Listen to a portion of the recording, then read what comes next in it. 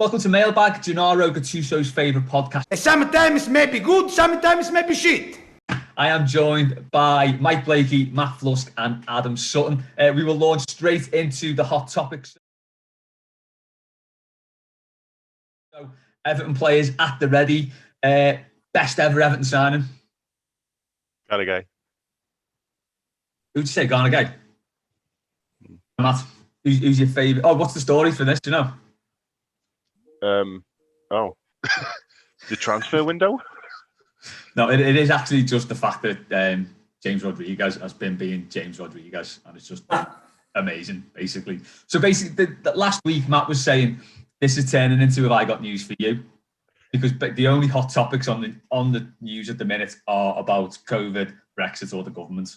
So I've decided this week, ironically, when you're on, Matt, that I will swerve any talk of politics and just go for football stuff. So very, very, very wafty hot topics this week. But anyway, who's Everton's best ever signing, do you reckon?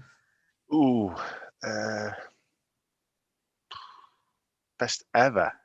You say best ever, you'd have to say Alan Ball. Whatever you think. What's that? You'd have to say Alan Ball for best ever, wouldn't you? But modern era. I know that it's a bit of a basic shout these days, but Tim Cahill defined our style for nearly a decade. Right? The whole team was just built around putting it on his head. And even though he's become a bit cringe on social medias, he's all right. I mean, he was a pretty, just ignore what's going on behind me. Someone creeping behind you there. Yeah, no, he was a top fella when he was with us and that, and we had the rally and shout every week from him. But it was better than what we got at the moment, wasn't it? Which is players sitting not even on the bench, sitting in their houses and just cashing the money. And he sort of did define that sort of era of boys, didn't he? And it's mad to think that we very, very, very nearly missed out on him. Only for Simon Jordan to bottle it because of agent fees, wasn't it? Mike? To just carry on from that, that was the time where you really worried about Everton signings. When it was Palace, wasn't it? We nearly missed out on Andy Johnson to Wigan. You're like worrying that you were going to miss out on an £8 million signing to Wigan. Oh, it's like a different sport, isn't it? I'd say, well, for me, Neville Southall's the best player to ever play for Everton. You could go back, Dixie Dean and whatnot, but in the modern-ish era, he was probably the only player we can say at one time he's the best in the world that actually plays for us.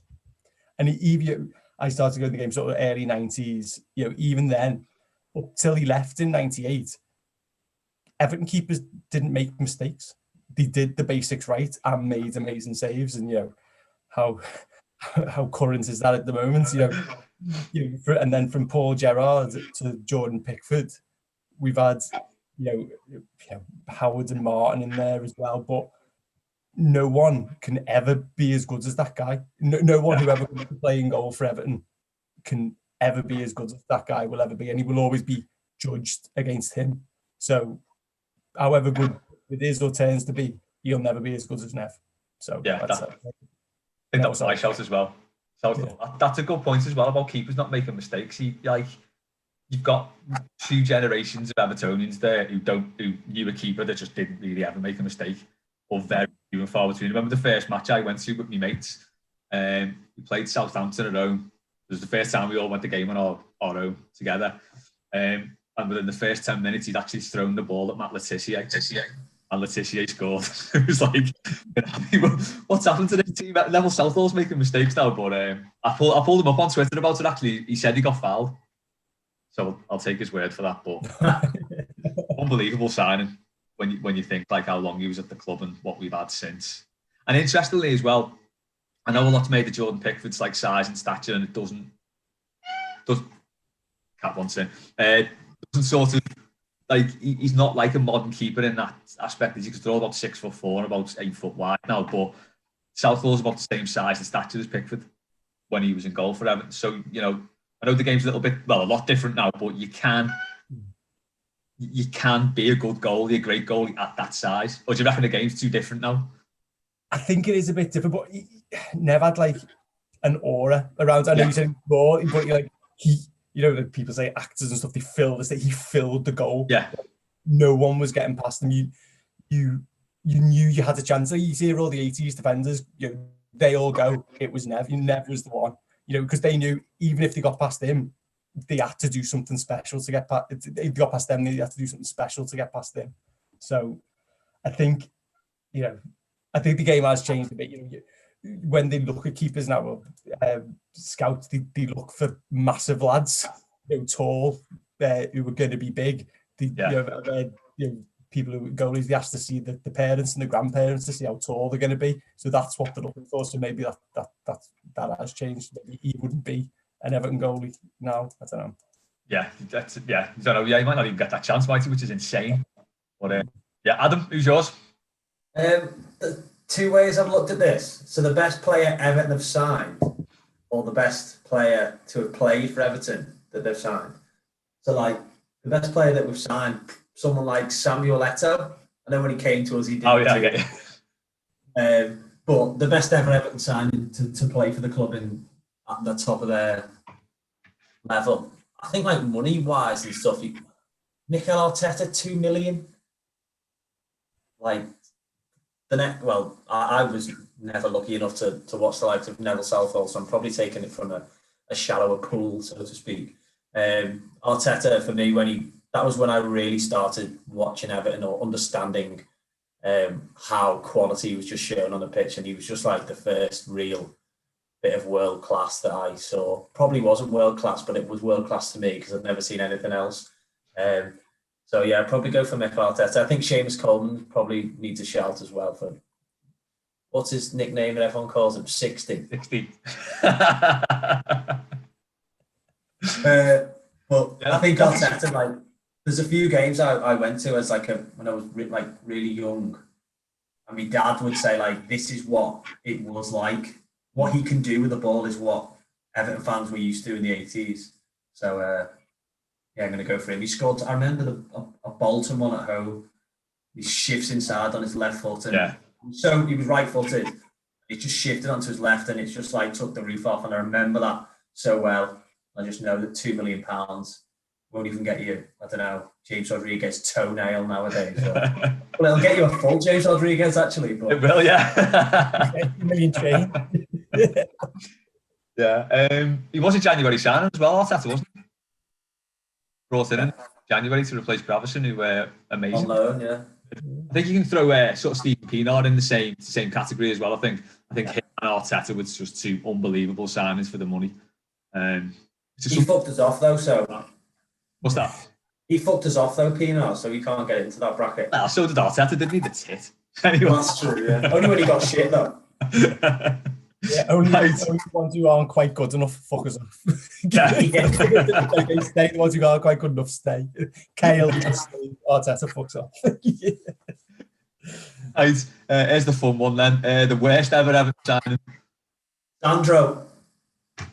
Is that your answer as well? Yeah. What's the story of this? Do you know?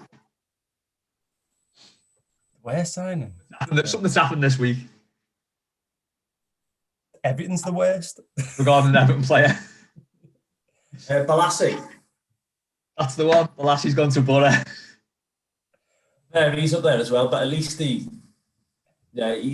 fair, they're probably all on the same level for me, I think. But I think Sandro is just so bad. Like, I think he's actually bad at football. I think Yannick Balassi isn't that bad at football. I think he's just a bad signing. Yeah. Sandro's shit, like proper shit. Don't score or anything. Was he so bad because your expectation was here?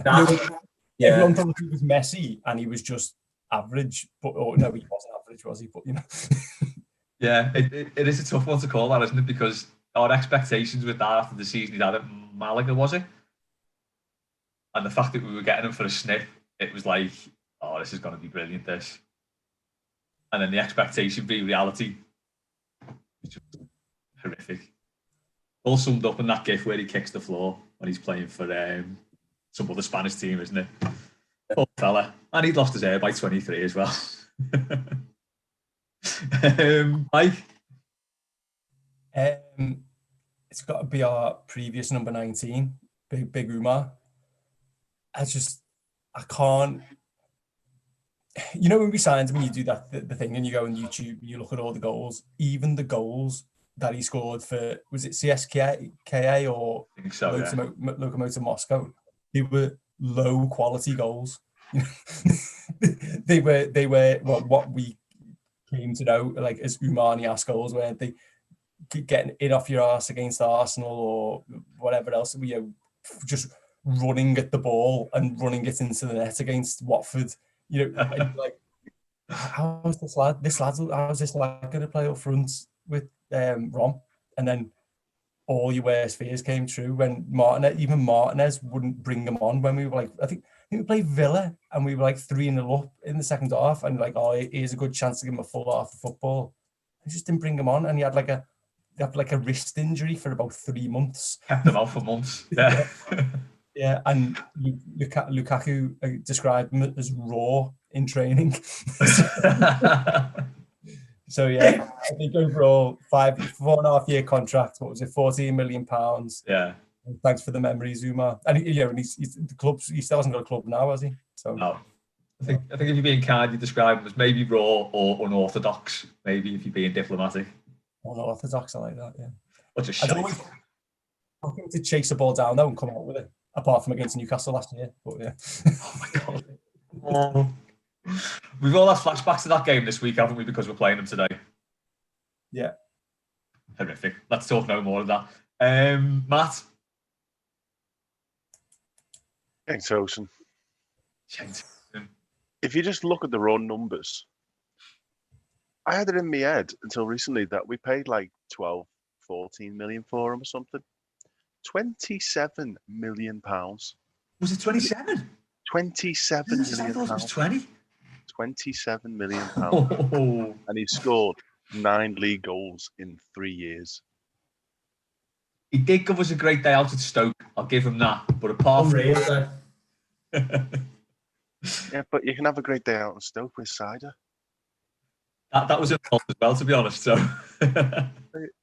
honestly, it's just, and it seems like we gave up on him within about 6 weeks as well.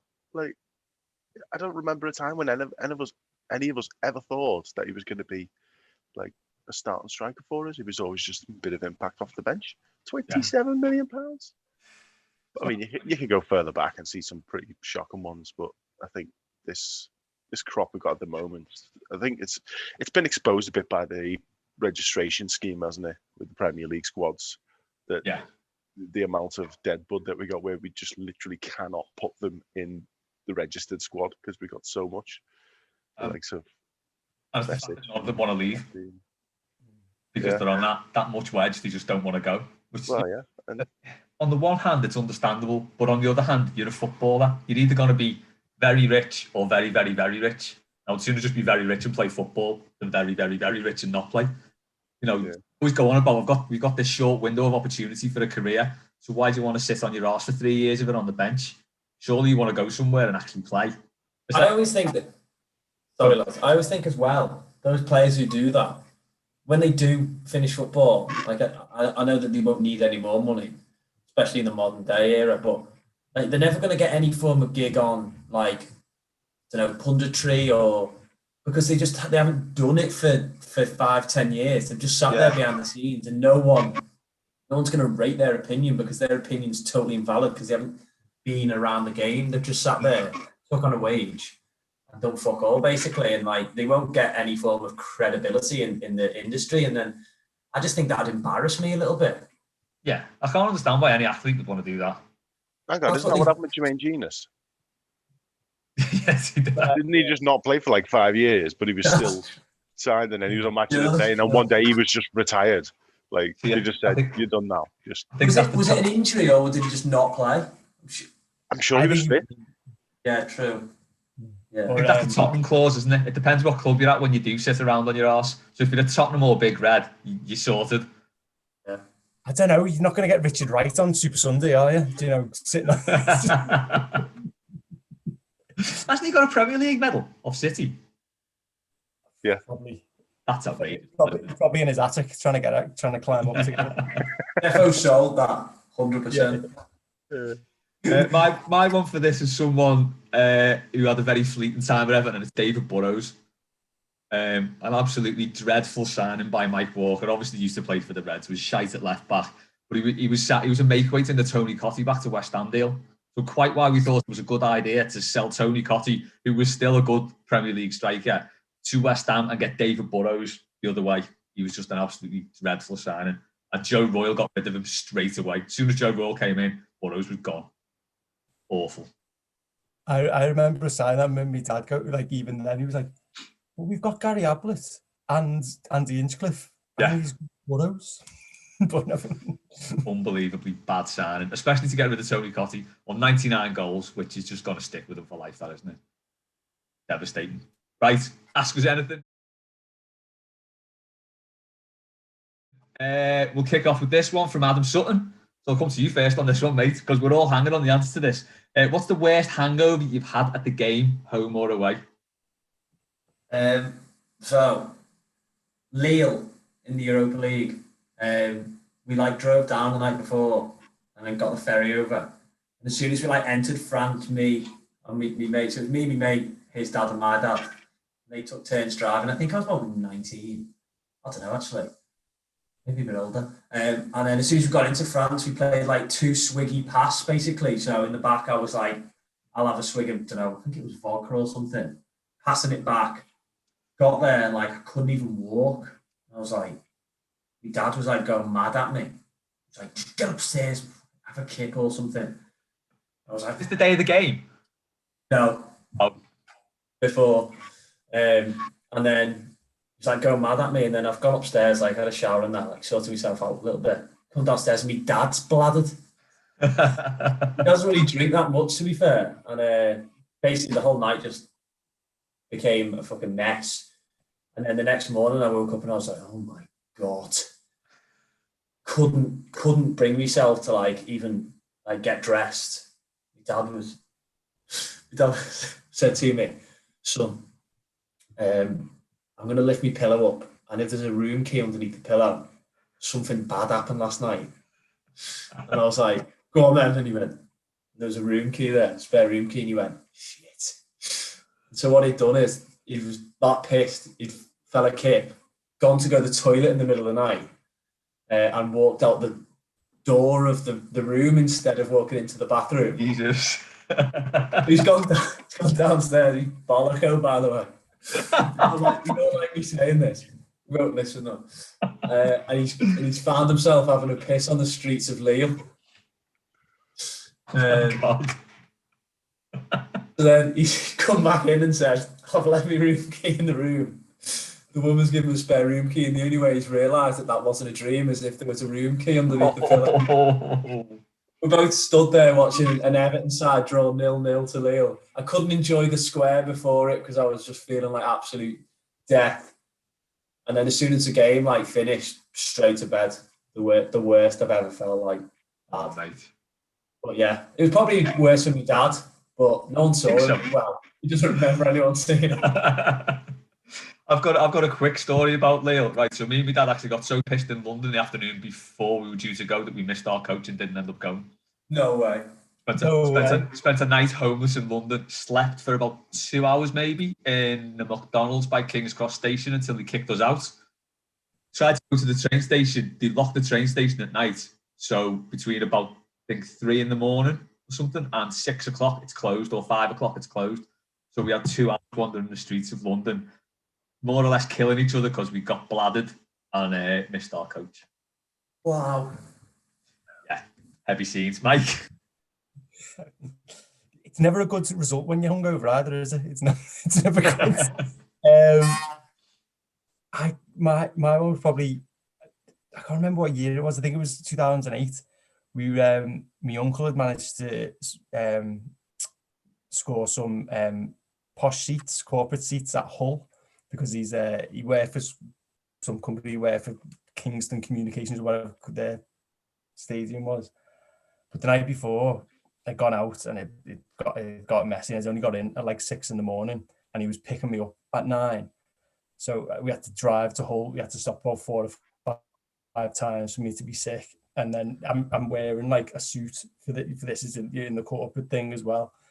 So we get there and it's all free, and he's trying to like he knows people, and I'm like in these seats. I'd be going to the toilet about 4 times when I was there, and then it was going outside was the best. When the match actually started, the fresh air hit you, and then I think we went 2-0 down, but I think we called it back for 2-2, but it was just a horrible. Danny, it was an evening game, that wasn't it? No. I was trying to work out which one it was. It was the first season they were up. We were 3-0 down in half an hour, which I also went to. But the other one we called it back to 2-2. I was looking last night when it was, and and then driving back from Hull. It's a long way to Hull. It's like 3 hours. Heavy that. Heavy. Felt like 10. Yeah. But like, I can think now, if I was my uncle and him like trying to like, he's got like people he knows from work and stuff, and you've got your nephew there, just like. That was me. Yeah, exactly. Matt? Probably one of the many New Year's Day games. I think the one a couple of years ago, Leicester. I think I turned up at about 18 minutes into that game because I woke up at, I think it was a quarter to 1 or 12:30 kickoff. Midday, wasn't it? I think it was actually midday, that kickoff. Actually 12, It can't have been midday because I woke up at 12:15 and still managed to make the first half. Yeah. It was literally just throw myself in the shower, cold shower, on the train, half sprinting from Kirkdale. But away games, I think, similar to your own story, West Ham was probably the game I never made to, which was Southampton. And that was an early kickoff as well. I think it was a 5:30 coach. And I was kipping at my parents, and both me and my dad slept in. Neither of us managed to answer the alarm. And then we got up at about 9:30. By that point, the coach was probably somewhere on the M6. We just looked at each other and we went, what are we doing? What are we doing getting up at getting up at 5 a.m. to get a 5:30 coach to sit there, travel all the way to Southampton, stand there and then watch us get beat 3-1. Dodged a bullet there. Honestly, and we like worked out the costs in our heads and everything. And it was like, I think this was Koeman, possibly. Was it Lake Koeman or maybe Allardyce? Not sure. It was the Allardyce one. No, that was Unsworth, wasn't it? We got beat 4-1. Yeah, no, it wasn't Unsworth. But yeah, I mean, it was just. I think it was that season when we won like 2 away games. Oh yeah. In the space of about 14 months. Seems like it could be about any of the last 4, that though, doesn't it? Yeah. The last 10, yeah. Yeah. I never really get to the game with a hangover. I was usually pissed at the game. Started taking the kids. The day out would be obviously you go for a bevy beforehand. By the time the game kicks round, you're bladdered. This was especially true Jordan Walter-Smith, which was a blessing really because you kind of had to be bladdered. I remember one game against Spurs. I think it was 3-1 up at half time. And I said at half time, I can see he's getting a third here, 2-1's good going in. Like we scored 3. Was that bladdered? I can't even remember. And I don't think I've ever been so bladdered as at the Good Friday derby, which was just absolutely horrific day. Got some in from Si Wagner said he couldn't answer this question. He used to regularly go to Goodison with stinking hangovers, throwing up in the bogs. He said Benfica away was pretty bad the night before, was awesome. The day and match, awful. The European ones, isn't it? The European ones, you come in way too keen. You might just like though, because German beer is sound. Exactly, yeah. Laura said away to Atalanta. I think you can sympathise with this, can't you, Matt? Yeah. I was okay for the game, but the day after I had to lie in my hotel bed in the dark for the entire day, couldn't move. Jack said Leicester at home New Year's Day. He didn't get out of bed and didn't go. I did the same. That kicked off PTSD. And Laura, who said Leicester at home New Year's Day was my second on my list. Regretted every second. The night before I'd been sick all over a boyfriend. Matt said United in the Cup in 2016. 2 hours sleep after singing Zombie all night in some rotten Brixton nightclub. Outside the ground and nearly dying. And then Jack goes, if rules are rules, then Bournemouth 6-3. It was far too much jumping up and down for a night before that had ended in the Raz. Almost gave myself an anxiety attack shouting at Harry Arter. On to Foxy then. 4 days left of the winter window. What are your predictions? Who's going out? Who's coming in? Matt, I'll come to you first on this. I don't think anyone's coming in. I think going out, I can see Anthony Gordon going out on loan because I don't think we're going to be able to shift Bernard. So, yeah, I think his chances are going to be limited. You'd imagine some of the Deadwoods possibly going to shift, but I can't see anyone coming in really. You haven't got that guy from Bayern, so there's just not much out there. I mean, Brand said at the AGM, didn't he, that the market last summer was just dead, and I think it's the same now. Yeah. So, yeah, no, we'll go what we go. I think Bernard will go. You see, I think Bernard will go. I think Tosin will go. And I think Gordon. I just don't think he's ready yet. I want him to be. When he starts that Sheffield United match, you just wanted him to be good, and he wasn't. He was just on the pitch. Yeah, that's what he's been like, hasn't he?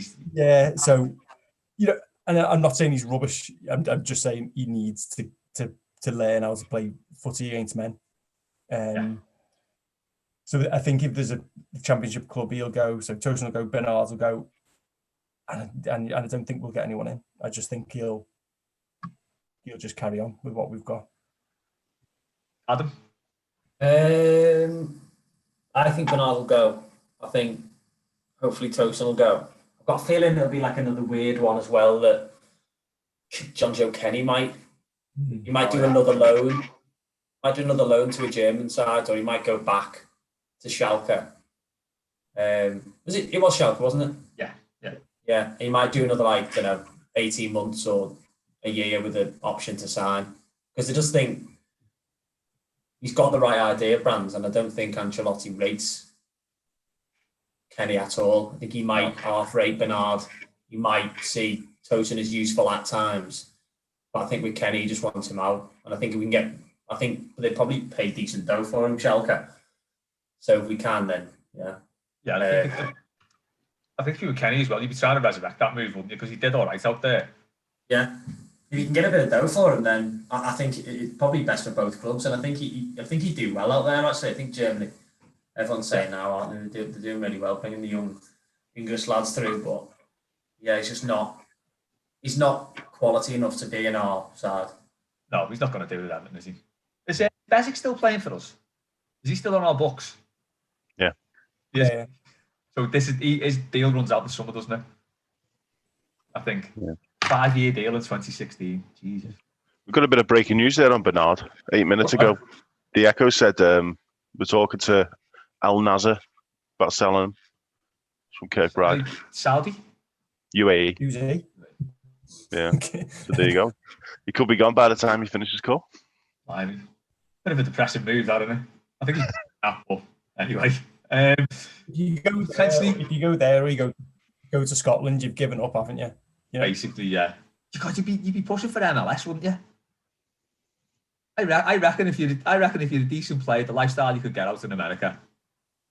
100%. I'd be gone, mate. Straight away. Maybe some quick fire questions from David Masson here. Has anyone ever seen a ghost? Adam? Yeah.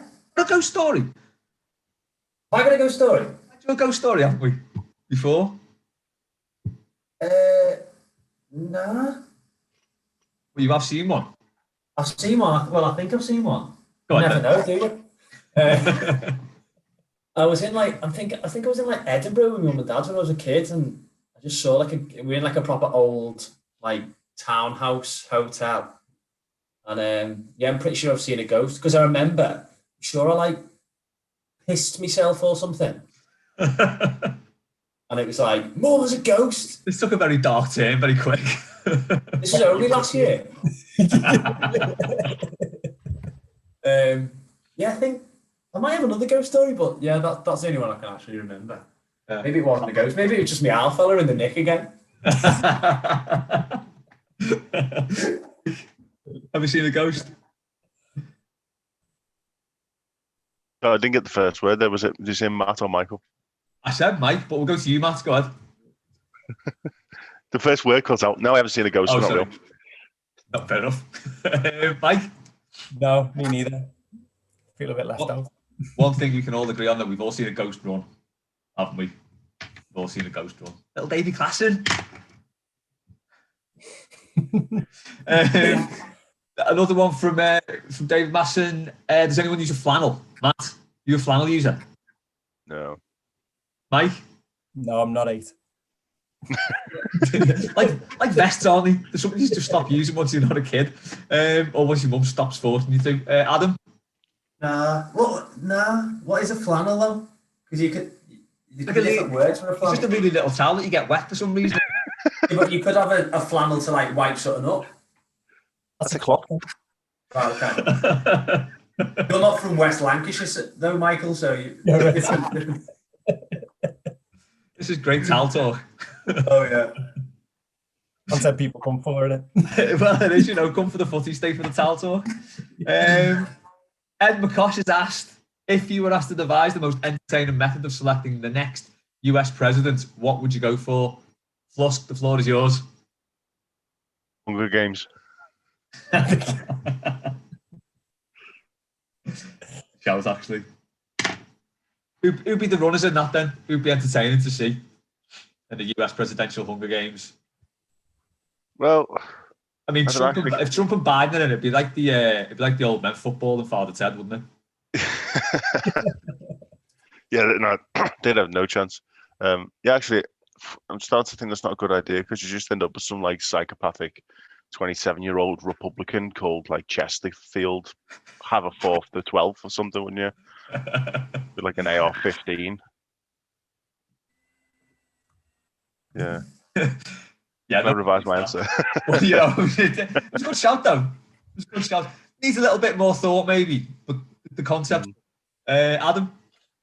Do you know on like Total Wipeout, the big red bowls you got to get across? like to see a few take a tumble into the water, but instead of water, it's lava.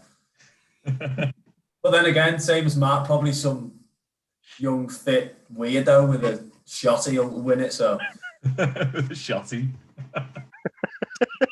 Mike? You're probably all too cool, but are you familiar with The Masked Singer? No of it, Oh, yeah, I'm aware of it. I was as skeptical as you guys, right? But when you watch it once, you need to know who they are. So once you watched it once, you're in. You're in. So I'd have all the characters lined up, just telling us their policies. Starve the kids. Loads of guns over here, whatever it is, and then you can pick from that. Yeah, eugenics, bomb the Middle East. Pick which one you want. All good shouts. All better than voting as well. Keith is back, and he's asked, after the Wembley Lasagne plan, what massive scran would you make at Goodison using the undersoil heating and the pure undistilled hostility from the Paddock? Foxy wants to know if it would involve a sheep, tight jeans, and a dash around the ground. And Keith said, don't forget the Velcro. That's never leaving Mailbag, as if the sheep and the Velcro and the jeans. And rightly so. Michael, come to you first on this. What are you making in a giant Goodison? Probably a Scouse pie. I think sometimes it's the only thing that's palatable that they sell. It's always a bit too dry, and I think that's just the hate from the park end over the onto the crust on the top. But I think you get the simmering. I think you might get some smoky flavour from the Gladys Street toilets. Half time that might waft through. It would be all right. Do you reckon that's why the pies are so hot at Goodison then? It's the ire from the park end causing everything to turn into molten liquid. Adam? So, I reckon just like a massive panini.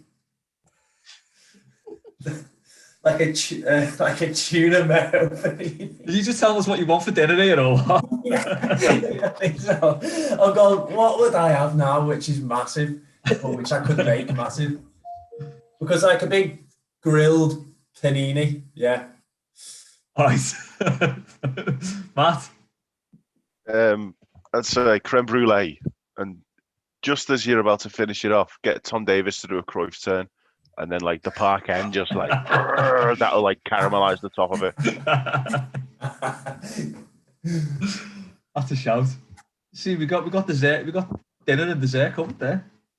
Great stuff. On the last one here, and it's Laura's biscuit question. So, I've seen the biscuits in question because I don't know what half of them are. Or would you like me to share my screen? Yeah. You know what? I'm going to share my screen. You ready? Like I'm in work here, Les. Can you see? I know, yeah. You know. Can you see the biscuits there? No. No. I've shared the wrong screen. Can you see them now? No. Just hold up a big mirror to your camera. This is great. This is great podcasting. This is is this even going out on video? Yeah. Oh, it will be, yeah. So God knows what anyone's going to see now. Why is it not working? Oh yeah, let's share. There we go. Can you see it now? Yeah. Yeah. So there's your biscuits. Yeah. So what are you picking out of them? What did she say?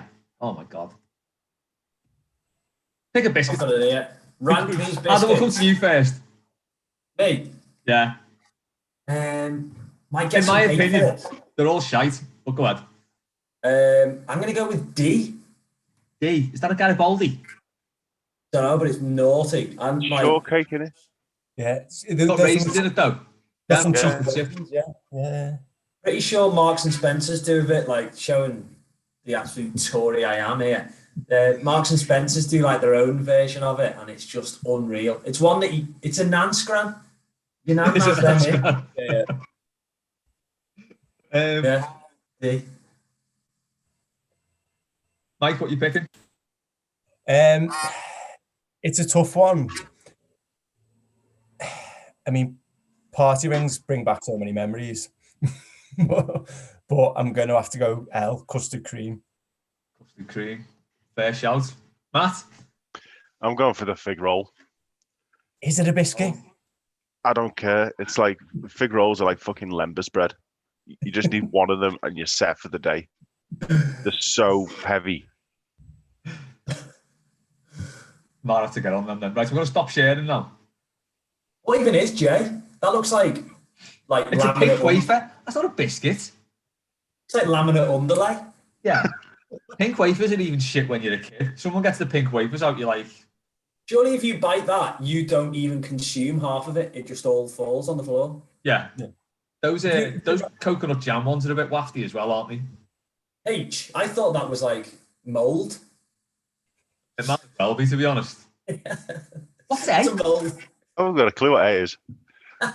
If you only had pink, you can't have anyone in your house, but when you could, if you only had pink wafers in the cupboard, you wouldn't offer them, would you? You'd feel God, no chance. And then there'd be an inquest into why the fuck he got pink wafers in the cupboard. Both then. Second part of Laura's question, are E and J even classed as biscuits? So E is a fig roll, Matt. She's with Mike on this one. And J is the pink wafer. So we can agree the pink wafer's not. Are we giving a fig roll a buy like a without getting into the Jaffa cake thing, obviously? Fig rolls go soft when they're stale. Biscuits go soft when they're stale. Yeah. Go hard. That's what it is, isn't it? Biscuits. Let's have it. And what's the best biscuit that's missing for this? Now, unfairly, she said excluding hobnobs because that's obviously the right answer, which she has said it's too obvious, but best biscuit that's not on that list. Those round Fox's ones or chocolate. Yeah, any Fox's one. Crunch creams are nice. Or the one like 5 you get in a bag from the supermarket. Cookies, they're always good. They're always good. They are always good. Were there any biscuits down the bakery this morning, Matt? Did he do biscuits? I think so. I was just in and out for the bread. I wasn't messing around with any of that shite. Too early in the morning for all that. Adam, would you add one biscuit to the list? No, once again, I'm going back to Marx's here. I'm sure they have like this like chocolate circle bagel vibe, and it's quite hard. I don't know. Unreal. Pretzel? Are they chocolate pretzels? Hey, what's it called? I don't know. It's bossed up. It's about 14 quid for a pack or something. Though. Only robbed one when I go to my nan's. Payday yesterday. I'm off to Marxie's later, right? Yeah.